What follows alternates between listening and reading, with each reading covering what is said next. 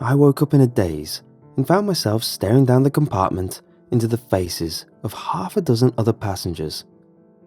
I think the first thing that confused me was that I was facing the wrong way.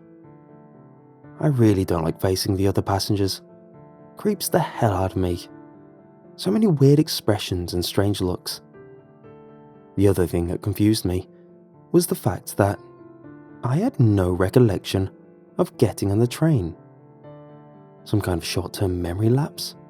Really rough day at work? I mean, it could happen.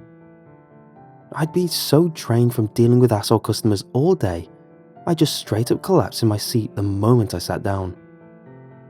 The third thing that really got to me was that I couldn't recognize where the hell the train was heading. Sure, everything would always kind of look sort of familiar, but I don't know. I found the passing scenery to be extremely bleak and nondescript. Just vague silhouettes, barren fields, and scattered trees. No landmarks, no buildings, no people. I don't know how long I just sat there, anxiously peering out of the window. I couldn't find it in me to ask anyone either. It's just not socially acceptable. On a train, you should sit silent, isolate yourself, imagine a wall between you and everyone else. Never move a muscle unless absolutely necessary. Those are the unspoken rules everyone abides by. I swapped brief glances with other passengers, but I soon had to avert my gaze entirely. It freaked me out even more. It was like their faces was locked in strange, unnatural expressions whenever I looked at them. Sort of like when you pause a video of someone talking mid-sentence. And when I looked away, then quickly glanced back, the expressions would change ever so slightly. "Tickets, please," a stern male voice suddenly called right into my ear. I turned, bewildered, to find the conductor standing inches from me, which I found extremely strange since I was situated in the window seat. "I'm sorry," I mumbled. "I think I got on the wrong train." His head was turned away from me, staring idly down the compartment, and he didn't seem to register a word I said. I kept trying to get his attention by vaguely shifting in my seat, but it was like he didn't really see me, like I was invisible to him. "Tickets, please," he repeated. Still quite disoriented, I clumsily fished out my phone. I figured I'd just show him my ticket on the app, and he'd be forced to realize I'd somehow stumbled on the wrong train, and let me know how far we were from the next stop. So, you can imagine my surprise when he suddenly yanked a ticket from my one free hand. "End of the line," he said, and punched the ticket before slipping it back between my fingers. I could have sworn the ticket wasn't there seconds before, and I never bought physical tickets anymore. Why bother, right, when you can get them with a single swipe on your phone? I sat there, staring at the thing, desperately trying to make sense of everything. "Excuse me," I said. "How far is it to the next stop?" The conductor was still facing away from me, and I still couldn't tell if he had even heard a word I said. Suddenly, he shuffled rapidly one row down, head still locked in that disturbing position. "End of the line," he said, punching another ticket. I sat, frozen, unable to fully fathom what was going on. What were my options here? I really didn't want to interact with anyone else if I could avoid it, but at the same time, I couldn't just sit there pretending I'd magically get home by simply ignoring everything.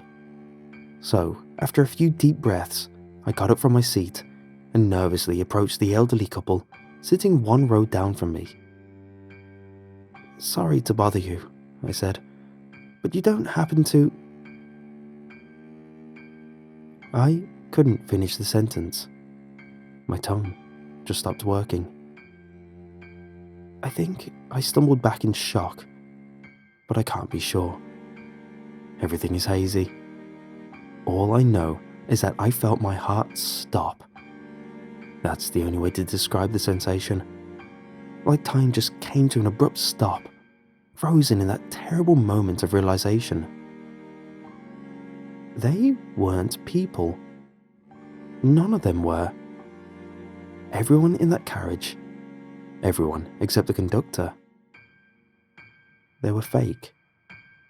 They were cardboard cutouts, incredibly detailed and lifelike in design, but cardboard nonetheless. I fell back in my seat, mind swirling, heart racing. Every time I blinked, every time I let my gaze wander, the facial expressions on the cutouts would change almost unnoticeably.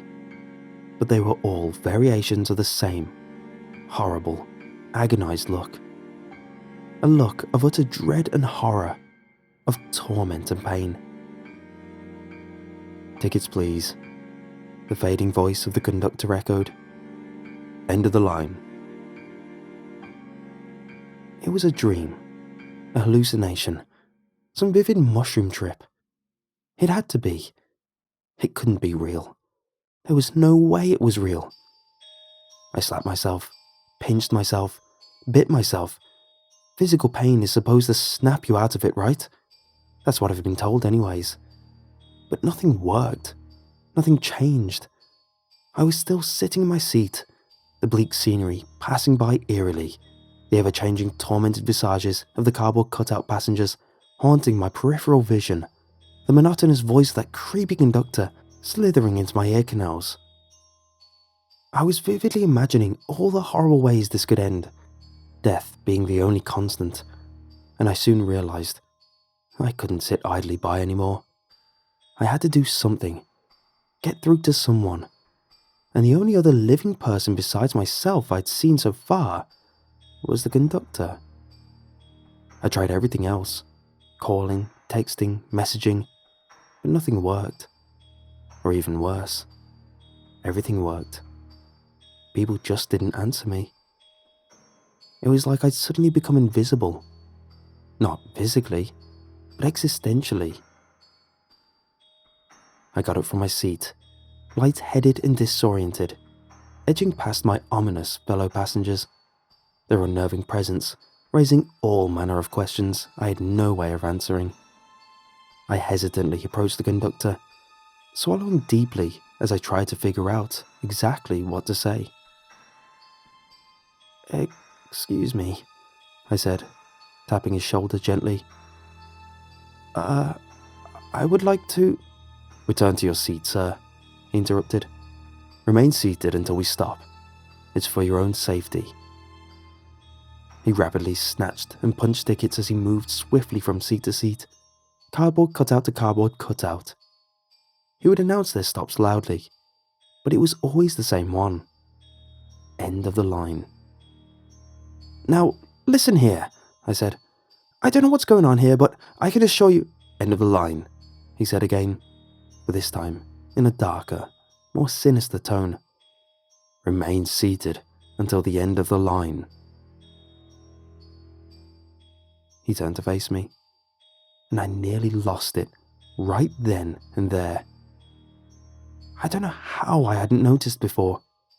I mean, he looked fairly normal at first glance. Fine blue uniform, healthy skin, a thin, well-kept mustache. But all of that was a half-truth, a half-lie.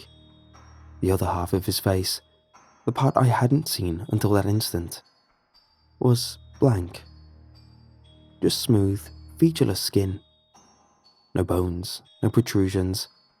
Just a perfectly flat, empty canvas. "You can't leave until the end of the line," his half-mouth spoke. I hustled back to my seat, making sure to keep my gaze on anything but the passengers. My heart was racing, and I had this horrible feeling of dread. Life-threatening, all-consuming dread. It was like I had a tumor the size of a basketball in my stomach. A constant, tangible, relentless sensation of death.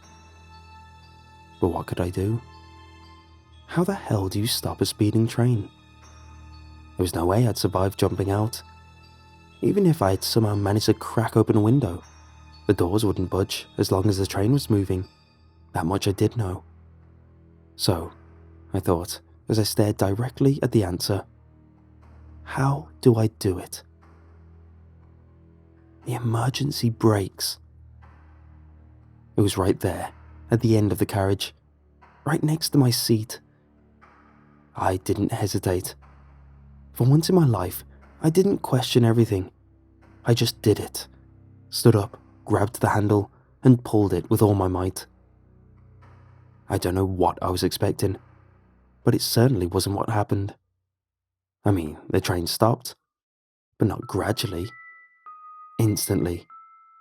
From 80 miles per hour to a full stop in half a second. You'd expect me to be thrown halfway through the carriage, right? Slammed into the wall, every bone in my body fractured to tiny pieces.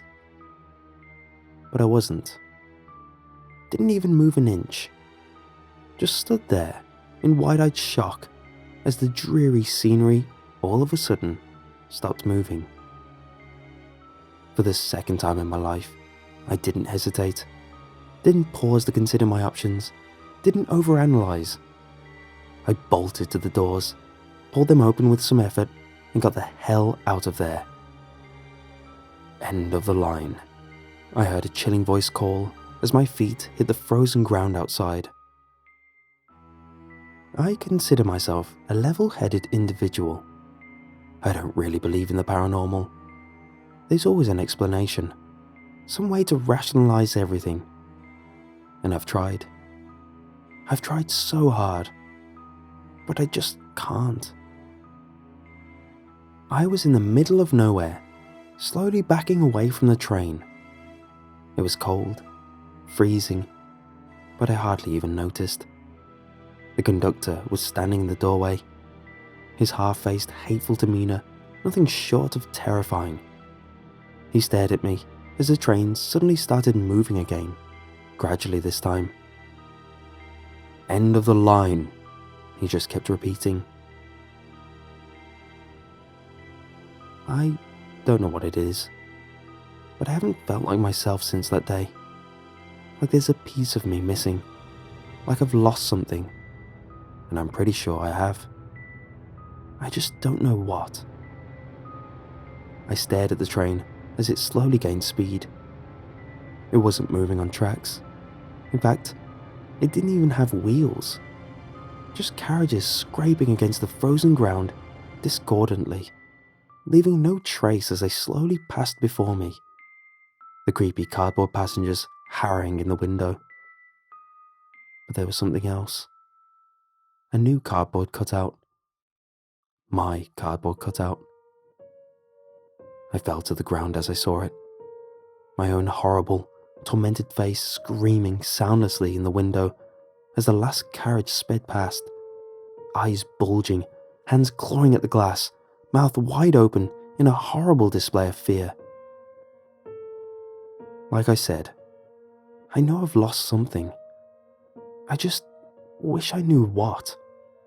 My soul? My mind? And I would also like to know exactly what is at the end of the line.